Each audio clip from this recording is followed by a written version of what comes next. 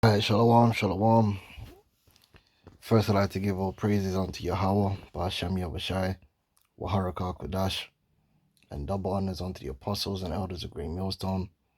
Honors to you brothers out there in the highways and the byways, teaching His word in all sincerity and in truth. And yeah, I messed up this video, man, with the sound, but the beautiful thing about the truth is it endures forever. So you could just do the video again; it's not a problem. So what I wanted to discuss was the contrast between humility and pride. All right, David's humility was proven, and Saul's pride, right, led to his own downfall. And what you're gonna see here is like certain times. Look here, it's easy to do the right thing when it's easy. It's easy to do the right thing when your emotions and your feelings coincide or are in agreement with what is right to do.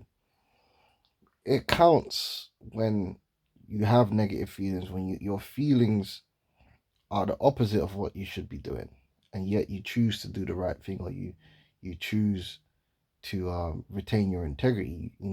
You humble yourself and deny yourself, right, and be spiritual. That's when it counts. A lot of times we see guys like whatever negative emotion that they're feeling, whether it's embarrassment or a sense of injustice or whatever the case may be, they hurt in some way, shape, or form. They use that in as a justification to just do whatever they feel like they want to do. All right. And the Lord ain't looking for people like that. That's not the embodiment of humility. David was one of those men, because David was catching hell from Saul. And what did he do? What did David do to deserve it? Nothing. And David was presented, as we're going to read, with the opportunity to fulfill wrath. All right. To take upon himself vengeance.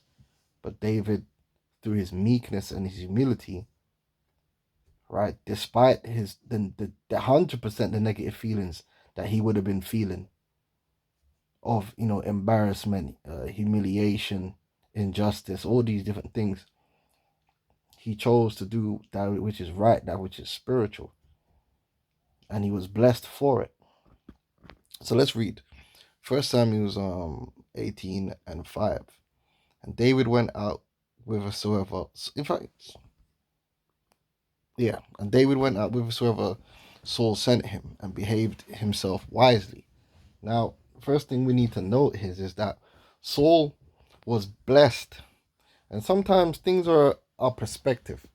Your feelings, a lot of times, come down to perspective. If you look at something from one perspective, it can elicit one set of feelings, and if you look at it from a different perspective, it can elicit another set of feelings. Oftentimes, the line between negativity and positivity is simply a perspective.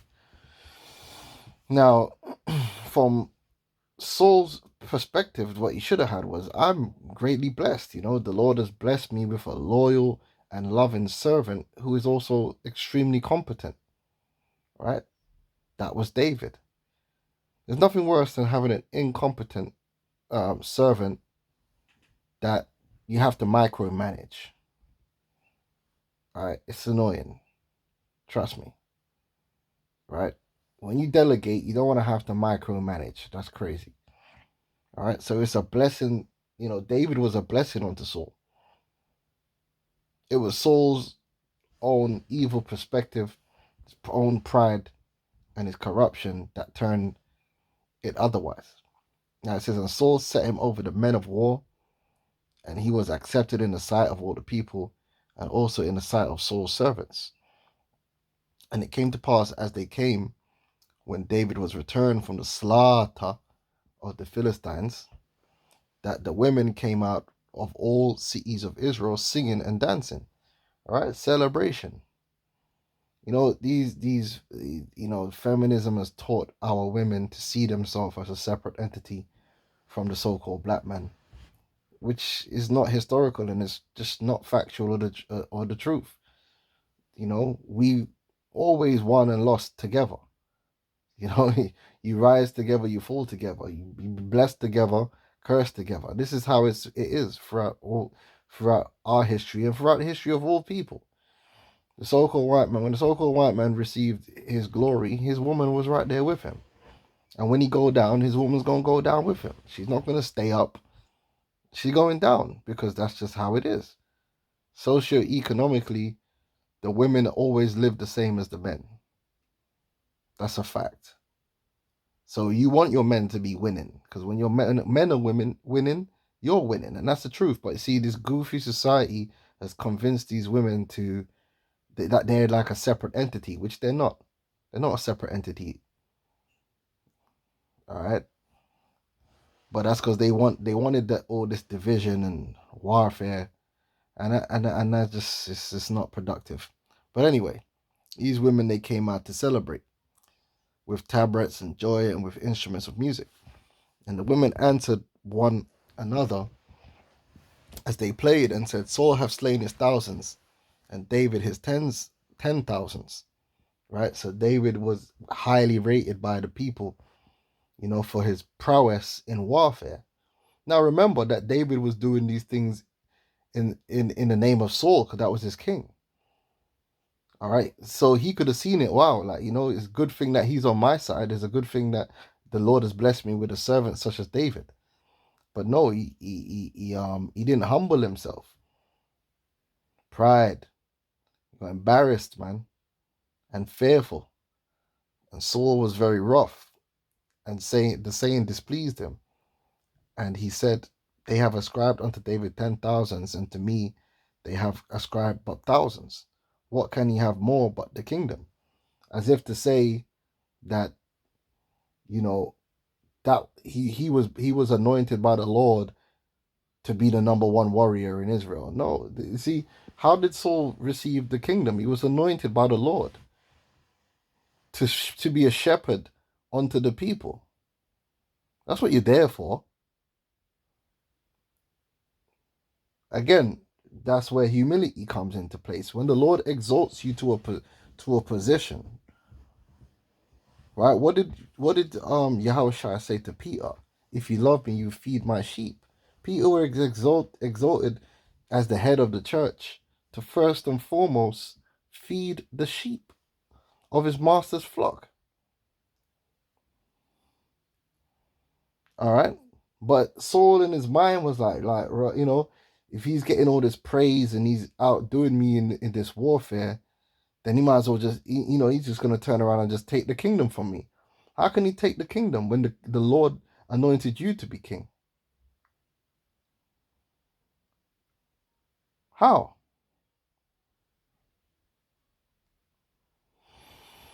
But he wasn't thinking about the Most High. He wasn't thinking about these things. He was consumed by his own emotions, jealousy, envy, fear. All right? The dark side. Right?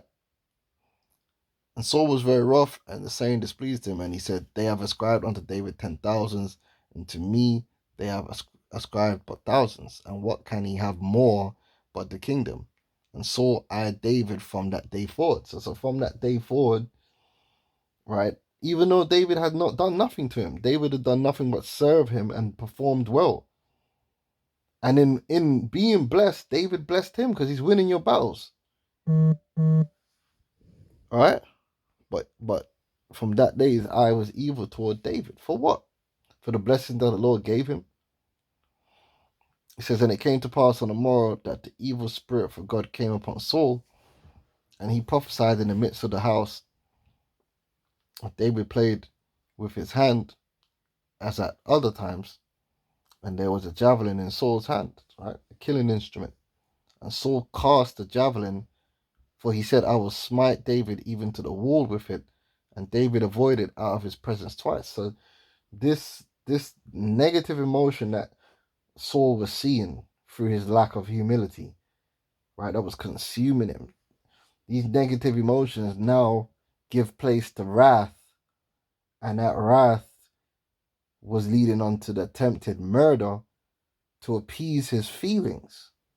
to appease his fears and his embarrassment and his envy, all right, of a man that was loyal to him.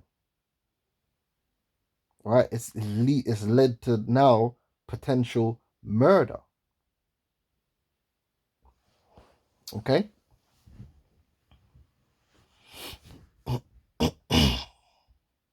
Crazy.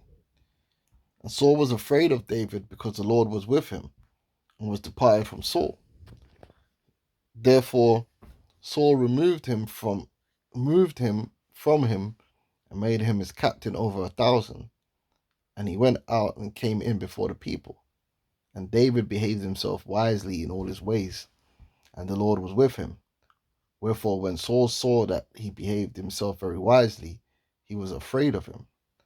But all Israel and Judah loved David, and because he went out and came in before them. Now, I'm not going to read all of the rest, but pretty much Saul tries to kill David a few times. Now, you can imagine how that could make or would make David feel. You know, someone's trying to kill you. You know, someone that you love, someone you're loyal to, you've only done your best for them, and they're literally trying to kill you multiple times. Now, how would you feel if that was happening to you? And if you had the opportunity now to take vengeance on that man, what would you do? Well, we're going to find out. So, way in the future now, this is after David. David just, Saul's been on David, man, onto him. Try to kill him multiple times, right? Let me just straight from here. Okay, so it says, and Saul pitched in the hill of Hakilah, which is before Jeshimon, by the way, but David abode in the wilderness, and he saw that Saul came after him into the wilderness. David therefore sent out spies and understood that Saul was come in very deed. And David arose and came to the place where Saul had pitched. And David beheld the place where Saul lay, and Abner the son of Ner, the captain of his hosts. And Saul lay in the trench, and the people pitched round about him. Then answered David and said unto Ahimelech the Hittite, and to Abishai the son of Zeruiah, the brother of Joab, saying, who will go down with me to Saul to the camp? And Abishai said, I will go down with thee. Okay, so David and Abishai came to the people by night, and behold, Saul lay sleeping within the trench, and his spear stuck in the ground at his bolster. But Abner and the people lay round about him. Then said Abishai to David, God hath delivered thine enemy into thine hand this day, because Saul was David's enemy. All right, now therefore let me smite him, I pray thee, with the spear even to the earth at once. Because remember, these guys, like David and these men, were expert killers, man. You know what that means? That means they know how to strike to kill, and they know how to strike to wound. Not like a lot of these dumb youths running around these days with these damn zombie knives. They're just stabbing at anything. They don't know what they're doing, man. These men are experts. They know they're strategic and accurate with their strikes. They can stab you to wound, or they can stab you to kill. They knew their shit. He's like, listen, I could hit this man with a spear one time and that's it. He ain't getting up again. Done out here. Once. Right? And I will not smite him the second time. That's it. Meaning he gonna make sure of it. Through the heart. And David said to Abishai, destroy him not, for who can stretch forth his hand against the Lord's anointed and be guiltless? So, a lot of people would say, well, David would have been justified. And maybe Saul, in the flesh, he would be justified. Because Saul was his enemy. Saul had tried to kill him. But being a spiritual man, he understood, but wait, man, the fear of the Lord, Saul is the Lord's anointed. How can I put my hands on the Lord's anointed? Despite all that's happened, it's the Lord's anointed. And this was David proving his humility. Because here it is, he's in a situation where he's in the right. This is an individual that's tried to kill him multiple times, just made his life hell, and seemingly delivered into his hand. Yet still, through his humility, he would deny himself what would seem to be justice, right? For fear of what? Transgression against the Most High and touching his anointed. That's humility, man. So when you see dudes getting up, getting into situations and they're going on Sonnet TV to curse out their own elders, you know these men don't have the same spirit David had, because David wouldn't have done that.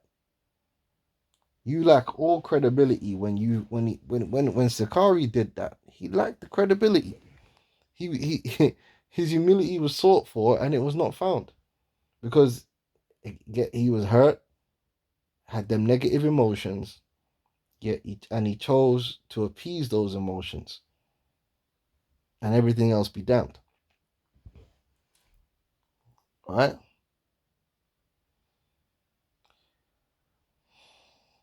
And David said to Abishai, destroy him not, for who can stretch forth his hand against the Lord's anointed and be guiltless? David said, furthermore, as the Lord liveth, the Lord shall smite him, or his days shall come to die, or he shall descend into battle and perish. The Lord forbid that I should stretch forth mine hand against the Lord's anointed, but I pray thee, take thou now the spear that is at his bolster and the cruse of water, and let us go. And you can go and read this whole story for yourself. I think it's about 3 times David could have killed Saul and he didn't kill him. And eventually the Most High did kill Saul and exalted David.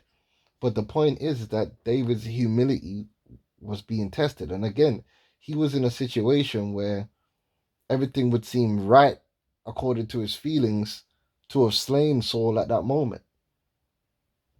But he was a spiritual man and he regarded the will and the word of Yahweh Hashem Yahushai before even himself and his own feelings. So he was considerate towards the Lord and his will. And he said, listen, the Lord anointed this man to be king. I can't kill this man. If he wants to, if he is to die, let the Lord fulfill that. All right. So this is just another example in the scripture of humility, man, and what it means.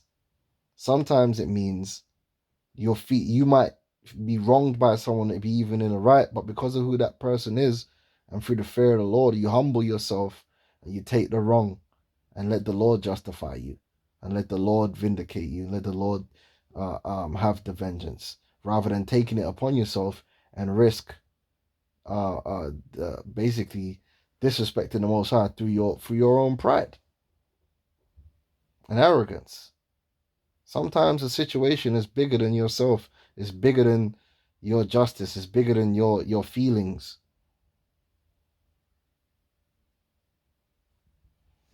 So with that, I'm going to say shalom.